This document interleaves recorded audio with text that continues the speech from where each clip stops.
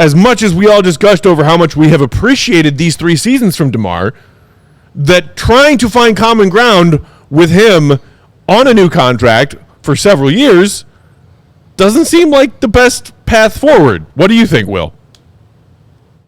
I 100% agree. I mean, I want to give AK the benefit of the doubt when he says we need to make changes, that I want to win a championship, that he's willing to take the steps necessary to get to that point.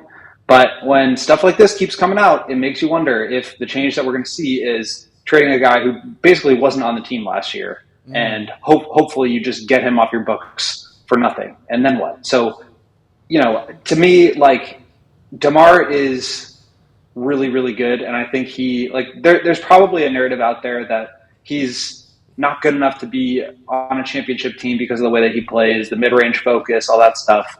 I don't think that's true. I think with the right team around him, he could absolutely go be a champion. He may have a chance to decide he wants to go do that this summer. But I think even like on a bigger, with a bigger role on a team, it's not going to just be like go play for the vet minimum on the Clippers or something like that, where he has a chance to go win. Like, I think he can be a focal point on a team like that, just with how good he is. But the problem is that the rest of the team around him with the Bulls is so bad that he's only able to drag them into mediocre. And that's where they've been for the last 3 years. They've been mediocre. And it's really hard to break that cycle. And it's impossible to break that cycle if you're not willing to take a step out of that cycle. So, yes, trading Zach would open up some cap space. Maybe you're able to go, make a win now move to bring you to kind of like the upper middle class, the high end of mediocre, but you're still within that standard deviation of mediocre. And that's, I think, where the Bulls are going to be until they make some really meaningful changes. And unfortunately, I do think that means DeMar. Like, they need to move on from him. If they do re-sign him, like I've heard some things about 2 years, some things about 3 years, like you're just going to be stuck in the middle as long as you have him, because he's so good that he's not going to let you go towards the bottom, which is where they need to go in order to get better luck with draft picks and start to accumulate assets. So like I said, I really want to give AK the benefit of the doubt, but this kind of stuff scares me. And it reinforces this idea that, is like, I think that keeping DeMar with the current roster, even if you're able to trade Zach and maybe bring in some help, that is mutually exclusive with winning a championship. And so when you say both of those things, it's like, which do you really want? Which are you actually going after? And again, we're going to have to see. We will be here to criticize the decisions if we don't like them. We'll be here to praise them if we do. But this is the kind of stuff that gives me some worry about the direction of this team, because this is really a pivotal offseason. And I think they can choose to continue on this path that they're going, where they're going to be mediocre for a couple more years for however long they keep DeMar under contract. And then after that, things start to get really bad because you've lost your ability to collect assets. Or you can go the other direction and start to collect those assets and get yourself back on track and actually be in okay shape. But that's a tough decision, and we'll just have to see if AK is up for it. But these reports about finding common ground with DeMar, like 2 years timeline, palatable, sure, but like it just delays the inevitable, and they are going to need to go into a rebuild at some point. And the longer they wait, the harder it's going to get, the worse it's going to be, and the longer it's going to take. Dave? Those are bars right there about the GOAT. Bars. Okay, so I think it's more so in DeMar's court than it is the front office's one. I'm not mad. I wish I had a better word than mad, because I'm not mad that the front office wants to do this, because they've constantly stated they love DeMar and they want to keep DeMar and they want to but that's never been my MO. My MO is I don't think DeMar wants to do it and wants to be here and wants to deal with that. And he emphasized that and reiterated my feelings when he said, I don't want to play like this again. I'm going into year 16, bro. The fact that he mentioned Father Time in his end of season interview. Yes, he's going into year 16. So he wants to win now. It's about legacy for me. He could be, obviously he could tell you it's wrong. But looking at him, I feel like, Will, it's more about his legacy and comfort, where he is right now in his career in year 16. He's got the money. He's made that. He's got the respect. The league loves him. He knows the Bulls loves him. He enjoys being here for that. If it was about the money, that 2-year, $40 million offer that we heard about would have been signed. 2-year, 80. I'm sorry, you know what I mean. Right. $40 million 40 a year. per. Yes.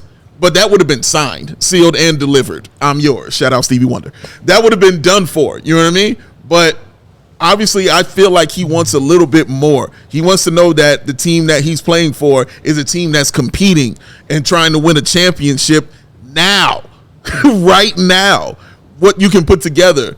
I don't think the Bulls can put together a team that is going to be competing for a championship. Not if they're paying DeMar $40 million. Correct, which is what I was about to say. Yes, if you're going to be giving him this money, it can't happen that way.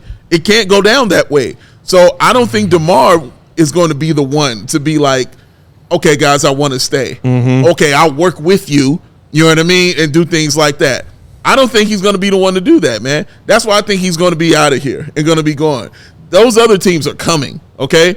Lakers going out, those other teams going out is going to mean something. That desperation is going to increase in this offseason, man. It really is. It's going to increase for some of these teams, and they're going to want better basketball players. DeMar can be the new number 0 for the Lakers, media day photo op with, Operation 360 with LeBron and AD. Correct. The new Russell Westbrook is what he means when he says that. Yeah. Obviously, he's better right now than Russell Westbrook, but it's just the fact that DeMar Russ still in the playoffs right now. He is. He is. But it's the fact that he wants that. And also, I think we have to factor in the comfort. Does he want to be closer to home? Does he want to be more around his children? Does he want to his daughters to come see him play, especially daughters that are playing basketball right now? I'm sure it means something to him for them to come see him play and watch his game on a regular basis, because some of them, obviously they can't. They're in school, you know what I mean, and doing things like that. So I feel like he's thinking more of a grown-up way, Will, as far as a father, as far as comfort, as far as legacy is concerned, because the money is there. He understands that. The money's going to be there, and that's just what it's going to be. But if this was Carmelo Anthony, I think I would agree with everything you were saying completely right there, because Melo obviously told you it's about this paper. I wanted to get this money, dog. DeMar, what he said in that offseason showed me I want to win, dog. It ain't so much about this money for him.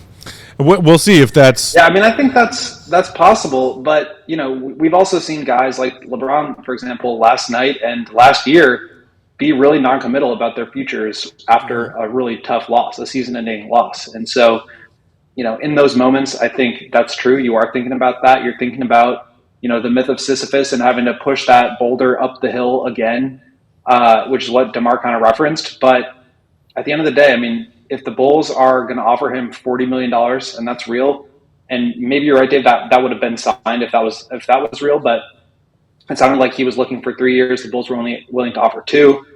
The Bulls are going to have to overpay to keep him. Like you are going to have to beat out the rest of the market if you want to retain this guy.